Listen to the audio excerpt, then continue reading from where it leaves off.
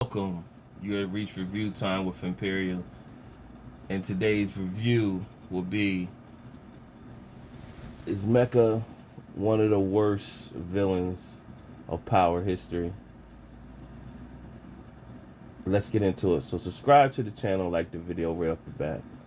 I sat back and processed. I've been thinking this the minute they came out and said uh, who Mecha really was, and Dante Spears was a global snitch, and I knew that was his fate would instantly end. He went from a strong figured character to nothing in one episode. That they've been building up the whole season, then he went to nothing in one episode. And it just, something ain't adding up with that. I don't know the however they wrote it, it just went wonky. It's almost like you built them up for what episode did that happen in? Episode 8? Was that when everything got exposed with him? Or whatever episode it was with everything, or was it episode 9? One of them episodes where it got exposed where who he was. And yeah, episode 9. Who he got exposed who, because episode 8 was the supper when Diana went bonkers on everyone. So episode 9 was when he got exposed, and you did all that, and at that moment we all just knew, oh well, he's dead. And I'm like, dag, they brought him in from day one, episode 1. Everybody instantly, most people thought, oh well, he must be, is he a Fed? And then people quickly put out, nah, he's not, whatever. And the whole time he was. And then by the end of the season, he's dead. Ah, he might be the worst villain of all time. Like, they should at least, they could have kept that storyline going for another season, or at least a season and a half, and then by mid-season of the next season, enter a new villain. But that was like too fast. And so you say, what did Mecha accomplish as being a villain the whole time?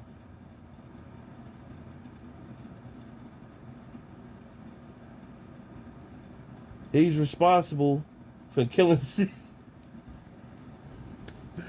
Out of all that they did, Mecha was responsible of assisting and breaking up the Tejada family and getting Zeke killed in the process. And that's all he accomplished in the end. If you think of something else, or you think of another villain in the Power history that they built up that came out to be worse than this villain, let me know. And I don't mean worse as like, oh man, this villain was terrible. They was just killing people. They was ruthless. I mean like we could have did without Mecha as a villain, that type villain or whatever. They built him up and then just vanished him in one episode. Next episode he was dead, and that's it. And it's okay. Well, what did this villain accomplish?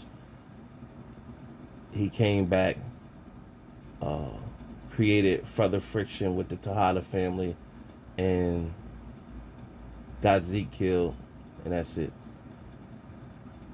You know, when you process and think, there was no benefits from Mecha. It brought the DEA back in Tariq's life to have him under surveillance and questioned again. That storyline's getting old or whatever. Um,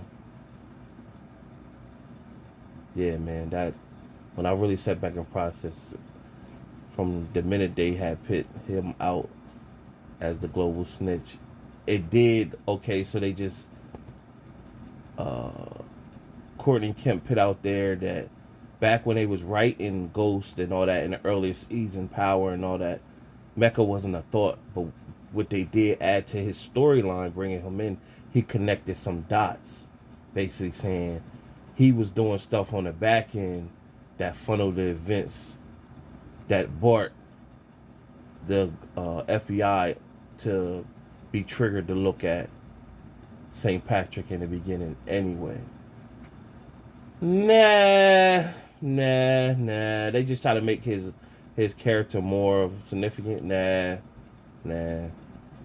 They could have used him a little bit more, got some more storyline than that, and then so yeah, I'm gonna go down. He's one of the worst villains in Power history, and he didn't serve a purpose at all, um, but caused more friction in the Tejada family, which will later trickle down in Monet and Lorenzo and all that.